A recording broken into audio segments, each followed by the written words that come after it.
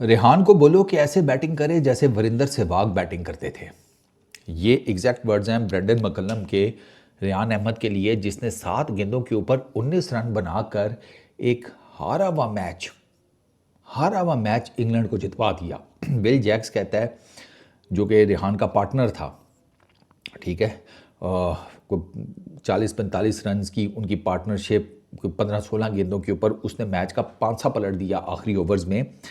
Will Jacks कहता है कि रेहान ने हिट लगाने शुरू किए तो मुझे हिम्मत हुई कि हाँ यार, ये मैच जीता जा सकता है। मैंने आपको कल मैच रिपोर्ट में भी बताया था, विल जैक्स अकेला कभी ना जितवा पाता, जो मर्जी कर लें।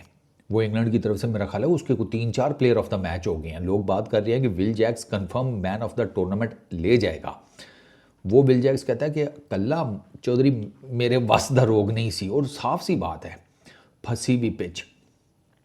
रेहान अहमद की बैकग्राउंड स्टोरी सुनो।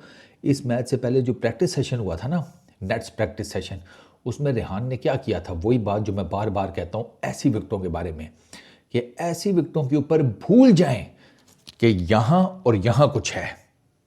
ठीक है, ऐसी विकेटों के ऊपर ये है आपका एरिया सामने। ऐसी विकेटों के ऊपर आपको ना पिच हेल्प करती है, ना बाउंस हेल्प करता है, ठीक है, ना रोटेशन ऑफ द बॉल वो हेल्प करती है कि आप स्क्वायर वाली साइड पर खेल सकें, अनलेस और अनटिल के बहुत ही कोई गंदा गेंद आपको मिल जाए, ठीक है, वरना बहुत मुश्किल होता है। यू नीड एक्स्ट्रा टैलेंट कि आप इस तरफ जाएं, वो मुश्किल हो जाता है। सामने फंसी हुई विकेटों के ऊपर सामने इंडिया ने जिम्बाब्वे के अगेंस्ट मल्टीपल शॉट सामने मारे हैं। हालांकि वो तो प्योर फटा विकेट थी, इधर मारते उधर मारते पीछे मारते कोई फर्क ना पड़ता। उन्होंने प्रैक्टिस की है सामने मारने की इंटरनेशनल मैच में। क्यों? क्योंकि उनको पता है कि व्हाट इफ अहमदाबाद में हमें फाइनल खेलना पड़ गया, फिर क्या करेंगे? फिर फंसेंगे साउथ अफ्रीका वाले मैच की तरह? नहीं, वो इंटरनेशनल मैच में शुरू हो गए, वो प्रैक्टिस करेंगे अब सामने मारने की, क्योंकि ये चीज़ इंडिया मिस कर गया साउथ अफ्रीका के अगेंस्ट, तो गिर गया। रेहान ने प्रैक्टिस सेशंस में सामने छक्के मारे थे। इस मैच से पहले, इंग्लैंड वर्सेस न्यूजीलैंड मैच से पहले प्रैक्टिस सेशंस में उसने सामने हिट्टे मारी थी। तभी तो मकल्लम ने कहा कि ऐसे मार जैसे सहवाग मारता था, क्योंकि Sehwag was really good straight down the ground. खैर वो दोनों साइडों के ऊपर अच्छे थे, लेग साइड पे भी अच्छे थे, ऑफ साइड के ऊपर भी ठीक थे। ऑफ साइड के ऊपर आपको पता है, मतलब वीरू के पैर नहीं चलते थे, ठीक है, लेकिन वीरू का hand eye coordination was one of the best I have seen. ठीक है कि पैर नहीं चल रहे, लेकिन हैंड आई कोऑर्डिनेशन इतना मजबूत था कि वो पैर हिलाए बगैर ऑफ साइड की गेंद को ड्राइव भी मार लेता था, कट भी मार लेता था, लॉफ्टेड शॉट भी खेल लेता था। तो रेहान का ये था कि उसने वो कॉपी करके तो सामने मारे, और रेहान ने एक छक्का 90 मीटर्स का मारा है। ये बड़े ग्राउंड्स हैं, यहाँ पर छक्का मारना इतना आसान नहीं है, and yet he was able to hit 2 sixes. ठीक है, एक उसने फिलिप्स को मारा, एक उसने सेंटनर को मारा है। सेंटनर को लॉन्ग ऑफ के ऊपर मारा है, फिलिप्स को लॉन्ग ऑन के ऊपर से मारा है। सेंटनर को एक उसने स्विच हिट मारी, वो उसने ऑफ साइड के ऊपर, ठीक है ना, बैकवर्ड पॉइंट, और उस एरिया में चौका निकाल दिया। तो रेहान अहमद की एक्सेप्शनल इनिंग्स थी, एक्सेप्शनल। वो इनिंग्स इन अ वे के पाकिस्तान का काम कर गई। उस इनिंग ने पाकिस्तान के लिए एक होप पैदा कर दी कि पाकिस्तान सेमीफाइनल को टारगेट करने की पोजीशन में आ गया है। बहुत मुश्किल चांस, बट एक आउटसाइड चांस है, ठीक है।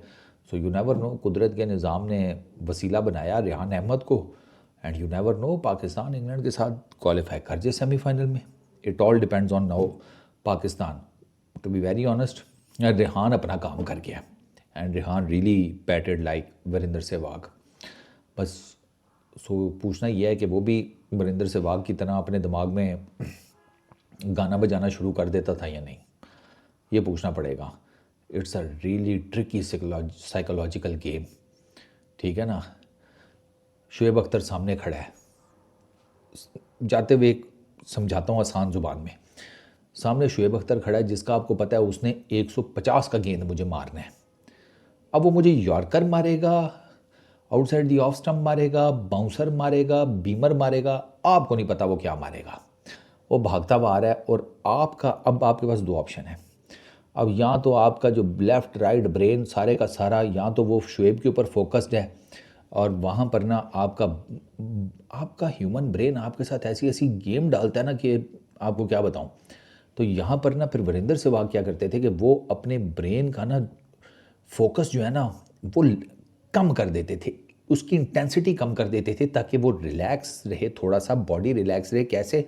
माइंड में गाना बजाकर, ट्यून बजाकर, कि वो जो एक इंटेंसिटी 100 पर चली गई है ना उसको थोड़ा कम करूं मैं, ताकि मेरे अंदर की एंजाइटी, टेंशन, वो सारी चीज़ें जो है ना वो मिल मिलाकर ना मेरे आउट होने का सबब ना बने, मैं रिलैक्स रहूं थोड़ा। ये एक प्रैक्टिस है, इस तरह की और बहुत है, जिससे आप अपने ब्रेन को ना थोड़ा सा कहते हैं कि भैया शांत हो जा, इतनी भी नहीं फटी पड़ी हुई कि तू बिल्कुल ही पागल हुआ पड़ा है, रिलैक्स करते हैं, कुछ मिल के कर लेते हैं। क्योंकि बॉडी और ब्रेन का कम्बिनेशन है, तो आप वीरेंद्र सहवाग जैसी बैटिंग कर सकते हैं ना। दोनों में से एक भी लोग गया, you are done and dusted. Peace out.